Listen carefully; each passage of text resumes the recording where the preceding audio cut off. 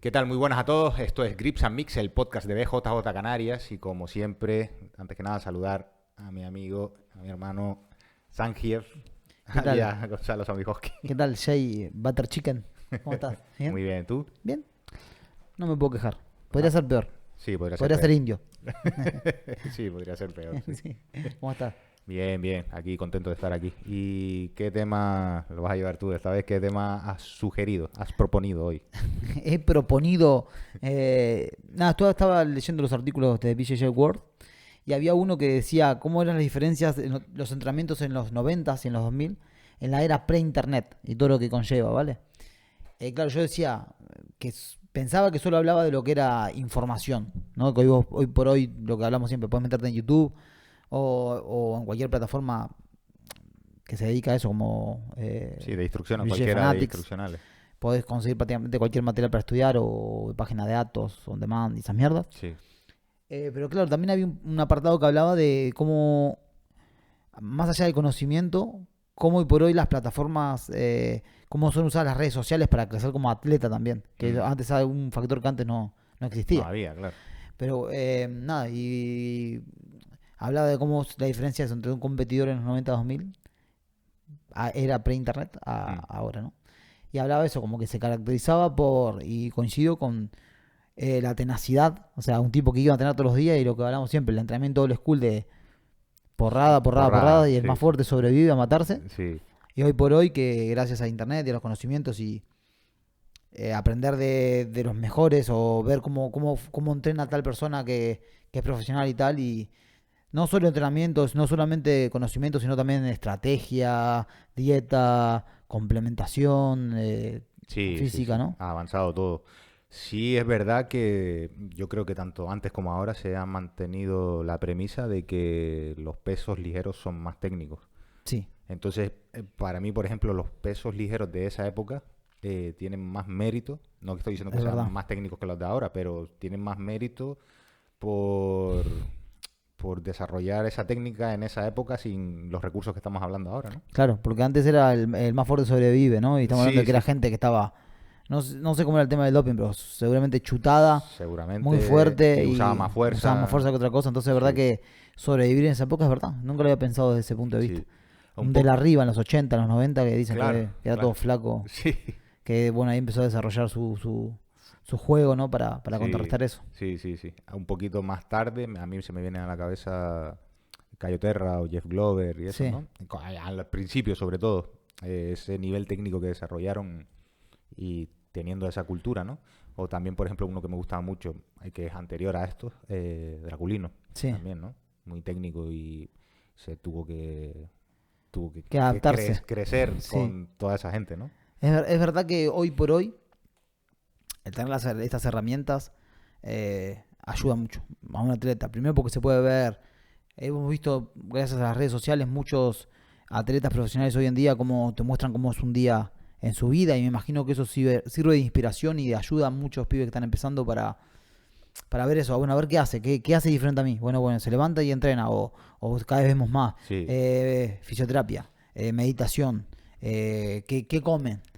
¿Cuántos sí, entrenos por día hace? ¿Cuándo descansa? ¿Qué día por semana solo hace un entreno o dos, claro. no cuatro? Claro. El punto negativo de esto es que hay demasiada gente y hay demasiada información Tal cual. y a lo mejor yo llevo entrenando 6 meses y gano 2 torneos locales y tal y empiezo a postear eso y, ¿sabes? Sí. Ya lo que yo digo como que coge relevancia y a lo mejor hay cosas Sí, que pero no... eso se extrapola a todo, boludo. La persona que tiene seguidores en Instagram, muchos seguidores, la gente lo empieza a hacer. No puede ser tomado, por ejemplo, por la cantidad de seguidores que tenés. No, no. Pues, hemos visto en este deporte gente que es muy buena y no tiene los recursos necesarios, no consigue los patrocinios que le gustaría, y gente que no es nadie, que técnicamente no se compara con esto que estamos diciendo, pero tienen 300.000 seguidores y tienen apoyo desde el día uno Sí, por los números, pero después no son nada, ni son competidores, ni sí, nada. sí, sí, sí. Eso es súper injusto.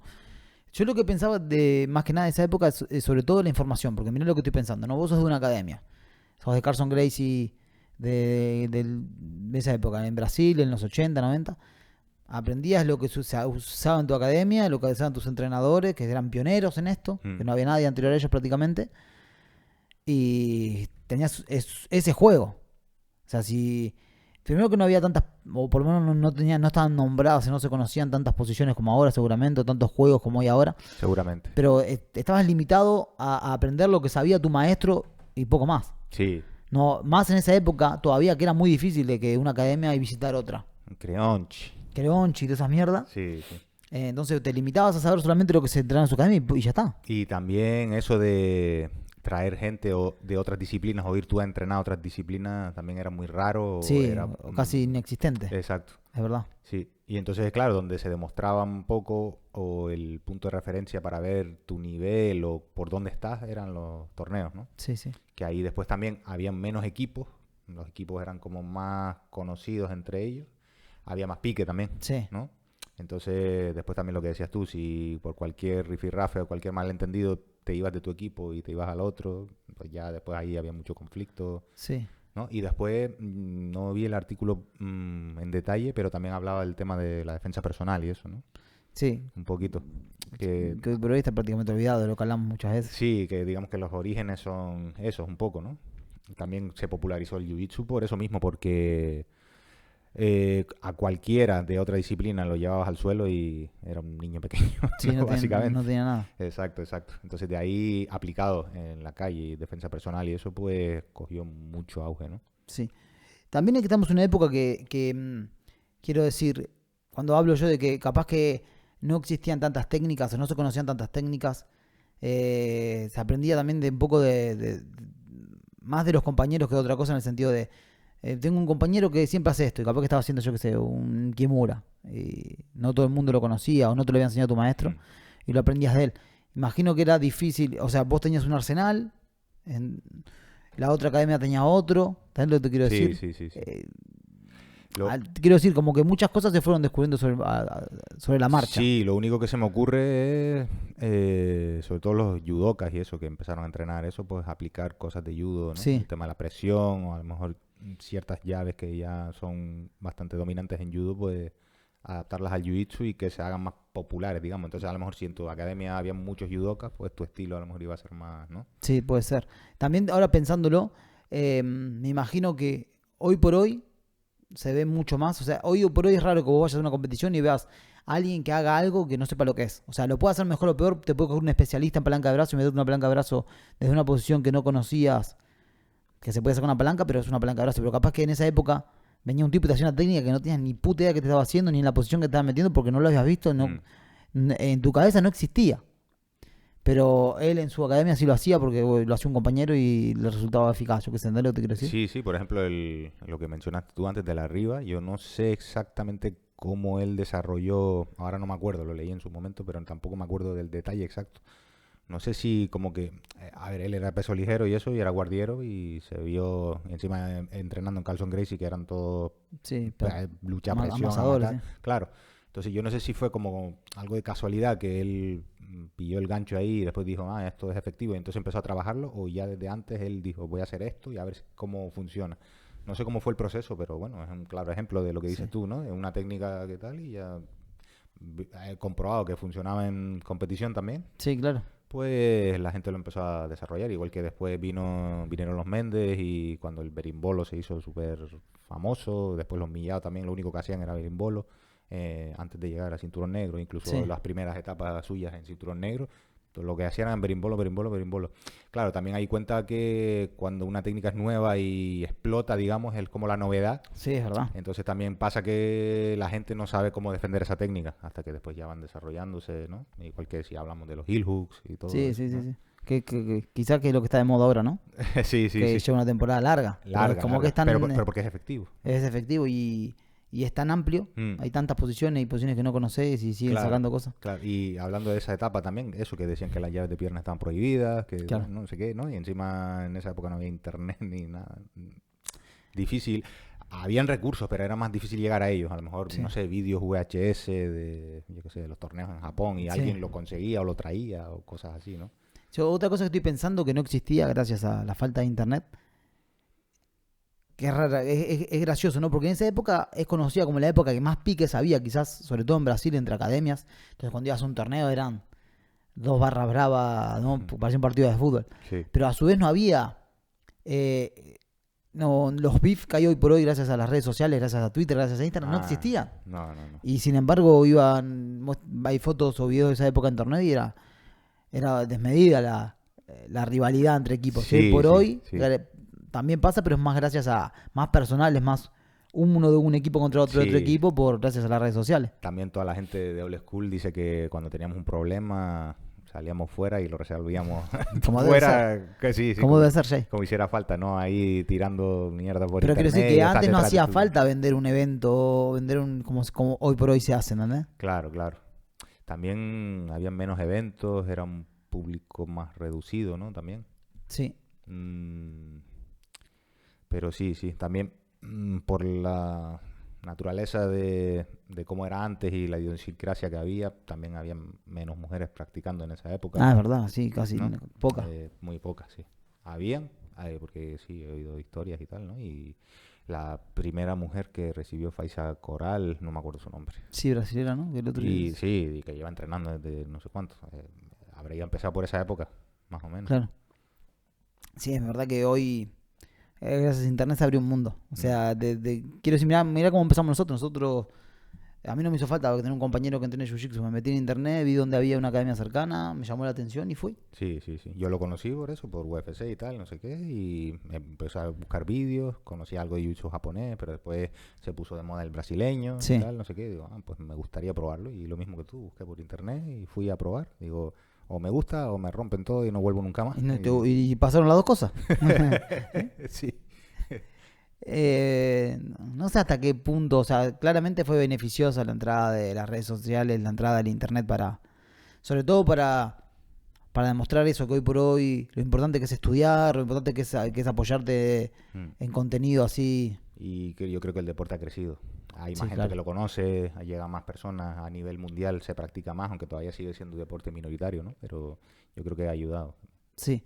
También puede ser visto en las redes sociales, por lo menos en los jóvenes o en los atletas, puede ser visto como una distracción, ¿no? Yo justo estaba viendo una entrevista hoy a Dani Vares post UFC, post debut, y él habla el tiempo que le roba las redes sociales, ¿no? O sea, como un profesional que ya tiene de por sí un día ajetreado en el sentido de prevención física, prepararte las comidas, descanso y tal, meter el tiempo necesario obligatorio para subir cosas, buscar patrocinadores o compartir cosas que patrocinadores tienen. Antes eso no existía y era todo entrenar, no había ningún tipo de distracción. Mm. Más allá que también los patrocinadores, esto hoy por hoy, las redes sociales mueven todo, como que te roba cierto tiempo, ¿entendés? Claro. Pero es un recurso que si ayuda al atleta de cualquier manera, ya sea en la preparación o económicamente y tal, pues claro, el atleta dice, pues Sí, voy a hacerlo porque me me vale aporta la algo, pena. ¿no? Claro. Es verdad lo que te digo, si se puede ver como una distracción, pero se puede ver eso también. Antes me imagino que no el tener tanta información a la que ir a buscar te genera preguntas que quizás antes no tenías, ¿entendés? Hoy por hoy decís, bueno, si desde esta posición, ¿cómo puedo pasar a tal posición? Y hoy buscas y hay seguramente un tutorial sobre esa Sí. posición súper específica. Sí. O por ejemplo, se me acaba de venir a la cabeza, en la época, cuando Eddie Bravo abrió Templanet y todo eso, ¿no? Muchos le criticaron e incluso, no sé si le amenazaron, tal, porque decían que lo que haces tú no es jiu-jitsu, es un insulto para el jiu-jitsu, no sé qué. Sí.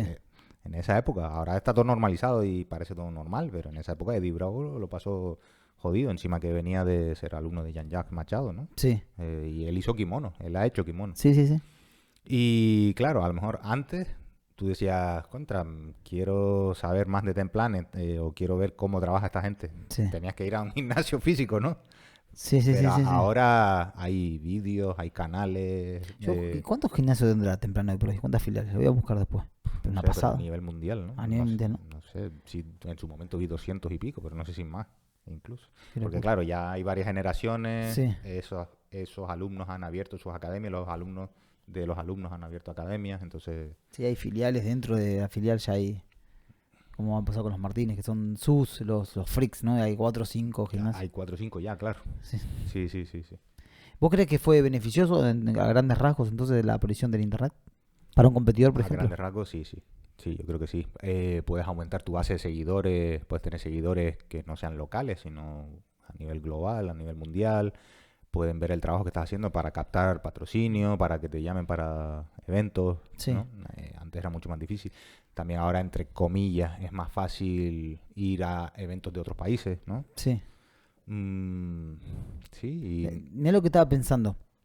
Quiero decir, antiguamente era impensado, ¿no? Más allá de que la tecnología no estaba preparada para esto, pero hacer un DVD con contenido, no sé, con tu especialidad, con mm, yo qué sé, de guardia cerrada tuya, ¿no? O sea, algo así. mm, Antes como que nadie quería revelar su juego. eso Eso también, no sí, estaba bien eso visto, no. no era normal. No, no, no. Ahora cualquiera, vos Gordon Ryan, están los DVD prácticamente todo su juego. Sí, No sí, quiere sí. decir que después, si vos estudiando eso, vayas al Bueno, frente, ¿no? Pero claro, claro. Pero sí, ya de por sí aumenta tu conocimiento en Jiu-Jitsu. Sí, sí, lo que decimos siempre, ¿no? Las generaciones de ahora, los cinturones blancos de ahora, por ejemplo, cinturones blancos de hace 10 años sí, tienen más nivel. sí, Y sí, sí, igual sí. con los azules, morados, ¿no? Se Todo. ha, se ha normalizado más el que vean técnicas, por más que no las puedan usar en competición, que ya las sepan. Mm. ¿Entendés? También había mucha desinformación en cuanto a esto, ¿no? No, si quieres ser bueno en no gi, tienes que hacer gi. Sí, O al revés, el sí, gi sí, es sí, súper sí. importante y tal. Y claro, lo que decías tú, los referentes eran tus propios maestros. Si consultabas a otras fuentes o ibas a otros gimnasios o entrenabas con otra gente, Ya ya... está, te cerraba las Sí, puertas. claro, entonces la información que tenías era muy cerrada. Sí, Y hoy por hoy está comprobado que no, tú puedes entrenar no gi y solo no gi y te especializas en eso y puedes ser bueno en eso, puedes sí, si hacer no tenés gi, ganas. Sí, sí. puedes hacer las dos cosas. Y hemos visto que hay ejemplos que entrenan, hay atletas que entrenan las dos disciplinas y son buenos en los dos. Sí, sí, es verdad. No es fácil, es difícil, pero ahí está el ejemplo, ¿no? Y después gente que entrena solo una cosa y no pasa nada. Y después cada disciplina también tiene su como especialidades un poquito, ¿no? Sí, sí, sí, claro. Eh, yo creo que gracias a la entrada de internet ha habido el crecimiento que ha habido. O sea, que hoy por hoy haya tanta gente que se dedique profesionalmente. Porque antes sí, había gente que se dedicaba profesionalmente, pero eran o luchadores, gente que hacía MMA, seguramente porque el jiu-jitsu no te da de comer. Eso te iba a decir, Como claro. pasó con José Aldo, que le competía jiu-jitsu, se pasó a MMA, Mm, por ejemplo. O los mismos entrenadores o dueños de gimnasio.